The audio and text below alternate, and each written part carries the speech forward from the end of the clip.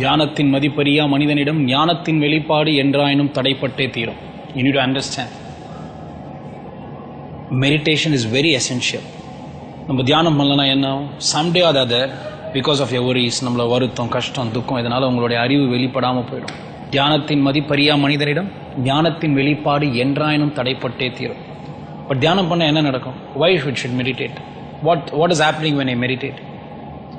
You actually feel connected with the God. You realize God. The only way to realize God is meditation. கடவுளை உணர்வதற்கான ஒரே வழி சரீரம் கொண்ட மனிதன் தியானம் புரிதல். அவ்வளவுதான்.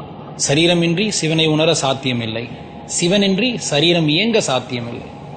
அண்டத்தில் சர்வமாயிருப்பவன் பிண்டத்தில் உயிரென இருக்கிறான். That is called as Sivan, which is a creator and curator of everything. So they எப்படி சொல்லலாம்? ஆதியும் அநாதியுமற்ற அகிலாண்ட கோடி பிரம்மாண்ட நாயகன், உலகை படைத்த ஒருவன், உன்னுள் இயங்கும் சிவன், சிவனது உன்னுள் ஜீவனாய் இருக்கிறான். ஆரிஜின் இல்லை, பிகினிங் இல்லை, எல்லாத்தையும் பண்ணவன் எங்க இருக்கான்? உனக்குள்ள இருக்கான். அது எப்படி உணர முடியும்? There is a process and procedure for it. It's not a concept. இது ஒரு விஞ்ஞானம் தான். ஆன்மாவை உணரக்கூடிய ஞானமோ இல்ல ஆன்மாவை மிகைப்படுத்தக்கூடிய விஞ்ஞானமோ அதுதான் ஆன்மீகம். அதுதான் ஆன்மீகம். ஸோ அதை எப்படி நம்ம பண்ண முடியும்? தியானம் பண்ண என்ன நடக்கும்? You can experience God or you can realise God. கடவுளை உணரலாம்.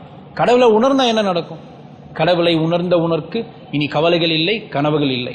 தன்னிலை அறியா இறைநிலையில் எண்ணிய அனைத்தும் இனிதே நிகழ்ந்திட வலிமையும் வல்லமையும் துல்லியமாய் தானே வந்து சேரும். By the time you experience God, what will happen to you? Even though you don't have a resource to do what you want to do, all the knowledge and resource will fall towards you. Everything will follow you precisely in a way you want. கடவுளை உணர்ந்த உணர்க்கு கவலைகள் இல்லை, கனவுகள் இல்லை. கவலையும் இல்லை, கனவுகளும் இல்லை. ஏன்னா உன் கனவுகளும் என்ன போகுது? நினைவாக போகுது. தன்னிலை அறியா இறைநிலையில், இதுதான் அந்த தியானத்தின் நிலை. தன்னிலை அறியா இறைநிலையில் எண்ணிய அனைத்தும் இனிதே நிகழ்ந்திட வலிமையும் வல்லமையும் துல்லியமாய் தானே வந்து சேரும்.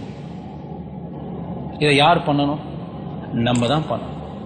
இதுதான் நம்ம முதல்ல என்ன சொன்னோம்? தியானத்தின் மதிப்பறியா மனிதனிடம் ஞானத்தின் வெளிப்பாடு என்றாயினும் தடைப்பட்டே தீரும். இல்லைன்னா ஒன்றும் ரொம்ப ஒண்டர்ஃபுல்லாக சொல்லலாம். சித்தர்கள் சொல்ற மாதிரி, உயிர் உள்ளவரை உயிருடன் இருப்பேன் என்ற தீர்மானம் செய்த நொடியிலிருந்து இனி என்னோடு இருப்பது நன்மையும் மேன்மையும் மகிழ்ச்சியும் வளர்ச்சியும் என்பதை இந்த உலகிற்கு உயிர் உள்ளவரை திமிர் கொண்டு உரைப்பேன்.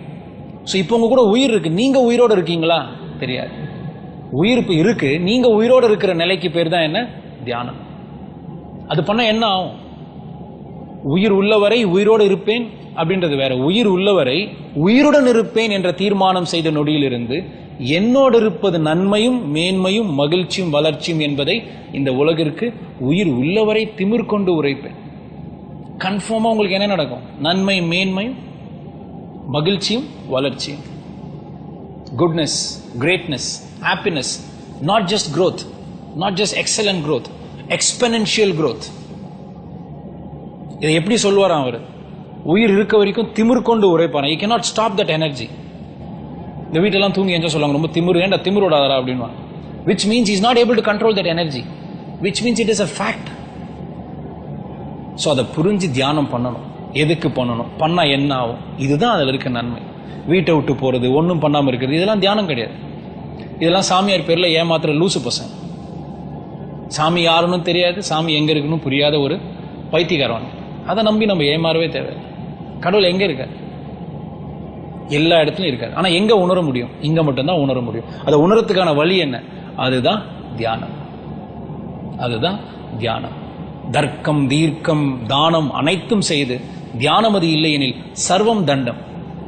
தர்க்கம் பண்ணலாம், எனக்கு இது தெரியும் அது தெரியும், ரொம்ப கரெக்டாவே பேசலாம், தீர்க்கமா இருக்கலாம், ரொம்ப ப்ரிசைஸ் நாலேஜ், டிட்டர்மைண்டா இருக்கலாம், நிறைய பேருக்கு டொனேஷன் கொடுக்கலாம், தானம் பண்ணலாம். ஆனா தியானம் இல்லைன்னா என்ன? அனைத்தும் தண்டம். உங்களை நீங்களே உணருங்க. உங்களை உணர முயற்சி பண்ணும் போது நீங்க கடவுளை தானா உணரும். அதுக்கான ப்ராசஸ் தான் இந்த ஆத்ம தியானம்.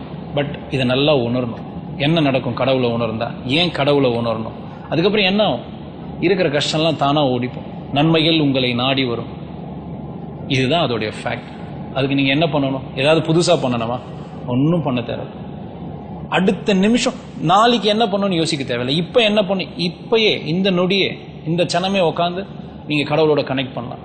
அதுக்கு நாள் பொழுதுதான் ஃப்ரைடே வரைக்கும் வெயிட் பண்ண தேவையில்ல. வெள்ளிக்கிழமை அம்மனை போய் கும்பிடணும், வியாழக்கிழமை சாய்பாபாவை கும்பிடணும், சண்டே ஆனால் நான் ஜீசஸை போய் கும்பிடணும், செவ்வாய்க்கிழமை பிரச்சனையா செவ்வாய்க்கிழமை உட்காந்து மெடிடேஷன் பண்ண, அவள் தான் முடிஞ்சிருச்சு. அதுக்கான சயின்ஸை கொடுத்துறது தான் நம்மளுடைய முன்னோர்கள். சும்மா கற்பூரம் ஏற்றி வீசிங் வர வச்சு இனிமே கற்பூரம் ஏற்றாதீங்கன்னு கவர்மெண்ட் ரூல் கொண்டு வரைக்கும் இருந்த மடப்பசங்க கிடையாது. நம்ம எங்கேயுமே போக தேவையில்லை. தூரம் தூரம் தூரம் என்றே நாடி செல்ல தேவையில்லை. எங்க இருக்கு? உங்களுக்குள்ளேயே இருக்கு. காடு, மலை, ஆறு, அருவி எங்கேயும் போக தேவையில்லை. எங்க இருக்கு? உங்களுக்குள்ளேயே இருக்கு.